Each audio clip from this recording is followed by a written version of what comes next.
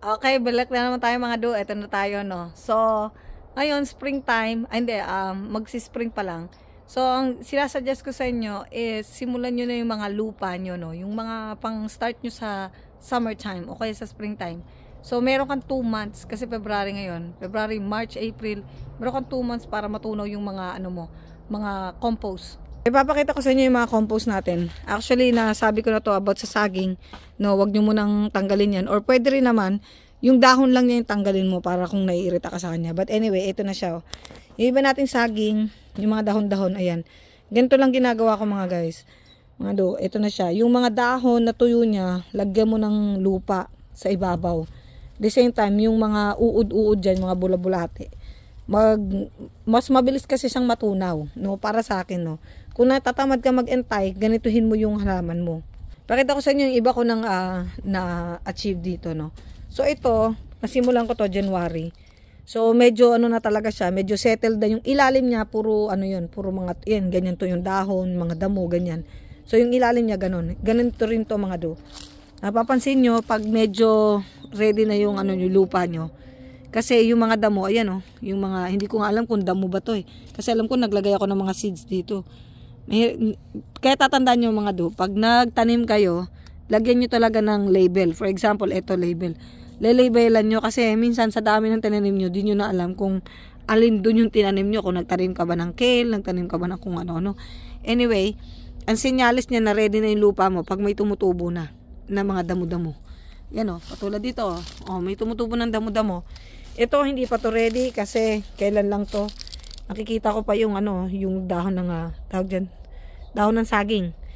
Ito halatang ready na. So kasi marami na ring damong nagtutubuan, andyan na yung mga sibuyas mo. So ready na talaga siya.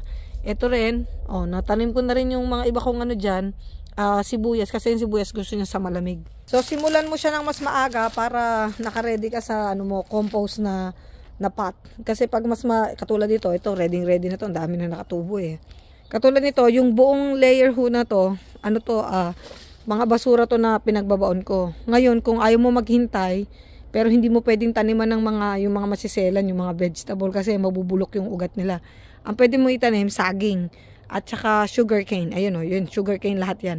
Yan ang pwede mo itanim. So ito, yung bago nating compost na hukay naman, dito pakita ko sa inyo. So, niready ko na rin siya ito, habang mga basura mo nabubulok. Ganyan. Ang maganda dyan, ang itanim mo una, saging. Kasi yung saging wala tong selan. Kahit na yung ilalim hindi pa masyadong bulok, okay lang siya. Tutubo siya. Tsaka also papaya. Ito yung papaya ko, kinuberan ko. Ewan kung buhay siya. At saka halata mong umiinit na eh. Kasi alam mo kung bakit ayun na sila. Oh. Pakita natin. Ayun oh. Yung dahon niya nagsisimula ng tumubo. Ano ho itong puno na to? Itong puno na to ay pomegranate. Yan siya oh. Nagdadahon na siya. So ang ginawa ko dito sa pomegranate ko, tayo dito no. Halata naman ano na siya. Ang ganda rin ho ng ano nito ng usbong niya, yan oh. Para kang maple syrup, maple tree, pula. Para ka ring nagkakaroon ng sarili mong ano dito, flower festival or whatsoever, spring festival, ayun siya oh. Ang ganda ng tubo niya oh. So ang ginawa ko dito kasi nagtutubuan talaga yung gilid niya. Kailangan tabasin niyo kasi may mga tinik-tinik ho to eh. At saka pag hindi nyo kasi siya tinabas, magkakaroon siya na ito. Magkakaroon siya ng mga insekto. Ayan o. Yun yung mga insekto niya mga do. Kasi ano siya, walang airflow. Kasi nagsiksikan na dito yung aking pomegranate. Yan, tanggalin natin yan. Kasi salot yung mga yan eh. Oh. Tanggalin natin yung mga salot dyan sa kanya. Tinanggal ko na rin naman yung iba. Ewan ko na sa taas, di ko na maabot. But anyway, nagiging sakit yan ng halaman kapag siksikan na sila. Kasi ang katabi niyan, malunggay. Yan siya. Tapos minsan, natabihan pa siya nitong tubo dahil nung una ho, dito, puro to basura din. Kaya sinamantala ko, pinatubo ko dyan yung tubo. Ngayon, kung nandyan yung tubo mo, kailangan ilipat mo siya doon sa panibagong basura. Kasi pag dito pa rin siya, hindi siya masyadong lalaki. Na-testing ko na ho yung mga tubo ko dito. Sa tubo talaga, for example, tinanim mo siya doon sa isang place, kailangan mo ilipat siya sa kabilang place. Ngayon, yung mga nagagawa ng sugar, yung mga ganun sa mga malaking market, iba naman kasi yun. Kasi yun naglalagay sila ng mga synthetic fertilizer. Kaya nabubuhay at nabubuhay yung halaman. Nga lang namamatay yung lupa nun. And I'm just trying to promote healthy living. So kung trip mo, gayahin sila, di okay. Pero kasi ako sa natural na taniman, kasi yung tubo na yan, pinakukuluan ko, tapos yan na rin hinahalo ko sa kape ko, kaya para hindi na ako bibiling asukal, matamis na siya. O kaya paggagawa ko ng mga tea, talagang natural, yung talagang mismong tubo na yung nilalagay ko. Ginagrinder, ay nilalagay ko lang ho sa rep, tinatagdag ko, sinalagay ko sa rep, no? Kaya ang best suggestion ko dito is hukayin mo to, tapos ilipat mo dun sa bago mong mga basura na naman. Cycle lang to mga guys, itong backyard ko, cycle lang.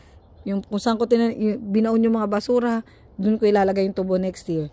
So like this one, ito, iba naman ang naging tanim ko dito last year. This was ube. Ang laki ng mga harvest nating ube dito. So itong ano natin, ano ba to, tangerine. Nandito na siya yung ugat niya, malamang gumapang na sa ilalim. Huwag niyo na tong galawin kasi pag ginalaw niyo to, lalot yan, nagbubunga na siya, nagsisibol na siya. Mahirap tong galawin kasi baka mamatay siya. Kaya hayaan lang natin yung ugat niya diyan, pabayaan na natin siya diyan. Ang gagawin lang natin, itong ano na to, saging, ililipat natin to sa ibang dito sa maraming basura ulit kasi nahigop niya na lahat halos ng sustansya dito. Wala nang sustansya yung lupa. So iba naman itatanim natin sa layer na to, no. So ito lang sa akin, self-sufficient me, sabi nga nila. Kasi alam nyo, ang laki ng supermarket dito, ubus isang oras mo. Magkano per hour ngayon? Apakamahal. Kung ubusin mo yung oras mo sa pagsha-shopping, sayang din. Hindi ka nakatipid, nakagastos ka pa. Kaya maganda, itanim mo na sa backyard. Kuha na lang. Ngayon, kung wala kang backyard, wala talaga. Hanap ka ng friendship mo na meron tanim para mura lang ang benta niya, di ba? At ako yun. Sabay ganun, no?